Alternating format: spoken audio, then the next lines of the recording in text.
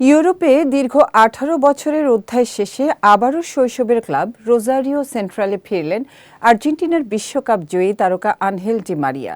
গতকাল সামাজিক যোগাযোগ মাধ্যম এক্সে এক ভিডিও বার্তার মাধ্যমে আর্জেন্টিনার ক্লাব রোজারিওতে ফেরার ঘোষণা দেন ৩৭ বছর বয়সী এ তারকা। বিস্তারিত সঙ্গীতা সার ডেস্ক রিপোর্টে। মাত্র ৪ বছর বয়সে আন্তর্জাতিক ফুটবলের অন্যতম বড় নাম ডি মারিয়া পা রাখেন রোজারিও সেন্ট্রালের ইউথ টিমে। সেখানে ২০০৫ সাল পর্যন্ত খেলেছেন তিনি। এই ক্লাবের যুব দলে যোগ দেওয়ার পর সিনিয়র দলেও ২ মৌসুমে খেলে ২০০৭ সালে রোজারিও ছেড়ে বেনফিকায় যোগ দিয়েছিলেন মারিয়া। সেখান থেকে খেলেছেন Real Madrid, Manchester United, PSG এবং ইউভেন্টাসের মতো শীর্ষ ক্লাবে। এরপর ২০২৩ সালে তিনি আবার বেনফিকায় ফিরে যান এবং সেখান থেকেই ইউরোপিয়ান ক্লাব ক্যারিয়ারের ইতি টানছেন।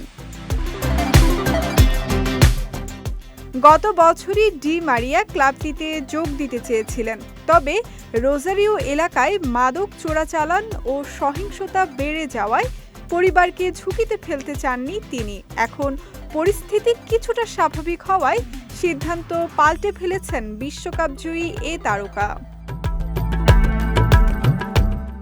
তবে বেনফিকার হয়ে আগামী মাসে শুরু হওয়া যুক্তরাষ্ট্রে অনুষ্ঠিতব্য ক্লাব বিশ্বকাপে খেলবেন ডি মারিয়া।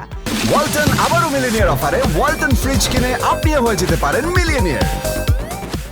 এরপর রোজারিও সেন্ট্রালে যোগ দেবেন এই উইঙ্গার। ইউরোপে ৭০০টিরও বেশি ম্যাচ খেলেছেন তিনি, জিতেছেন ৩০টি ট্রফি। এর মধ্যে রয়েছে ৩টি দেশের লিগ শিরোপা, ২০১৩-১৪ মৌসুমে রিয়ালের হয়ে চ্যাম্পিয়ন্স লিগ এবং ২০২২ সালের কাতার বিশ্বকাপ।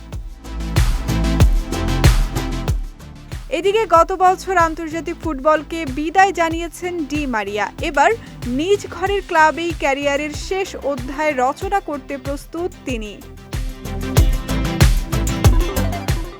সঙ্গীতা শাহ, বিজয় টিভি নিউজ ডেস্ক।